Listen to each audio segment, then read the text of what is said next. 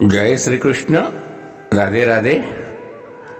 राधे सत्संगનું રસપાન કરતા સર્વે આત્મીયજનો શ્રી વલ્લભની પ્રેરણાથી પ્રેરાઈને રાધે સત્સંગમાં આજે આપણે વૈષ્ણવના 4 પરમ કર્તવ્ય વિશે જોઈએ। પરંતુ પ્રિયજનો, તે પહેલા આપે જો રાધે સત્સંગ ચેનલને સબસ્ક્રાઇબ ન કરી હોય તો સબસ્ક્રાઇબ કરી દેશો, જેથી નિત્ય સત્સંગની જાણ આપને થઈ શકે। શ્રી વલ્લભાધીશ કી જય।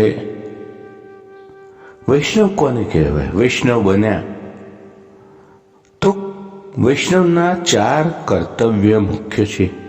આ 4 પરમ કર્તવ્ય કયા છે? તો સૌથી પ્રથમ કર્તવ્ય છે ગુણગાન। ગુણગાન એટલે શ્રી ઠાકોરજીનું ગુણગાન। શ્રી ભાગવત જેવા ગ્રંથોથી શ્રી ઠાકોરજીનું ગુણગાન કરવું। ગુણગાન એ આપણી વાણીને શુદ્ધ કરે છે। શ્રવણથી પ્રગટ થયેલો ભગવદ ભાવ કીર્તનથી સ્થિર થાય છે। ભગવદ ગુણગાનથી શ્રી ઠાકોરજી પ્રસન્ન થાય છે અને શ્રી ઠાકોરજી કૃપા વિના તેમનું ગુણગાન શક્ય નથી।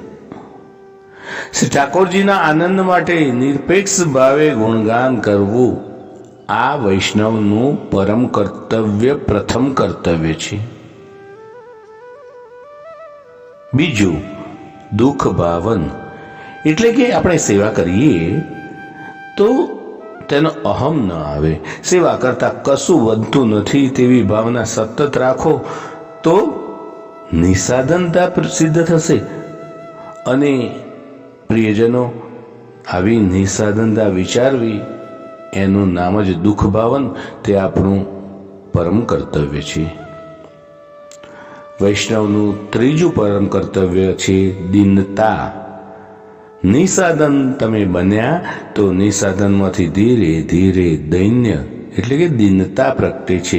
દીનતા પ્રગટે એટલે અહંતા છૂટે, મમતા છૂટે, લૌકિક આસક્તિ દૂર થાય। દૈન્ય એટલે કે દીનતા એ અંતઃકરણનો ગુણ છે અને તેથી ભગવાન દર્શન માટેનું બીજ છે। માટે દીનતા અવશ્ય રાખવી।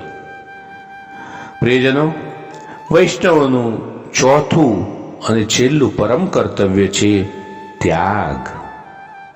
દીનતાના પરિણામે વિરહતા પ્રગટ થાય છે। સાધનની અપેક્ષા અને આસક્તિ નિર્મૂળ થાય છે। દેહ સંબંધી પદાર્થોનો આપોઆપ ત્યાગ થાય છે। વ્યસન અવસ્થા સિદ્ધ થાય અને તેથી વિપ્રયોગ ધર્મી સ્વરૂપ આંતર અનુભવ થાય છે। આ 4 કર્તવ્ય સિદ્ધ કરવા 2 બાબતો ખાસ જરૂરી છે। સૌથી પ્રથમ તો શ્રી મહાપ્રભુજીનો દ્રઢ આશ્રય અને બીજું તે સતત સત્સંગ। તો પ્રિયજનો, આ નાનકડા સત્સંગ સાથે વૈષ્ણવના પરમ 4 કર્તવ્ય કયા છે તેની જાણકારી સાથે આજના સત્સંગને શ્રી વલ્લભના ચરણોમાં સમર્પિત કરી અત્રે વિરામ લઈએ। ફરી મળીશું રાધે સત્સંગમાં નવા જ સત્સંગ સાથે। શ્રી વલ્લભાધીશ કી જય। જય શ્રી કૃષ્ણ। રાધે રાધે।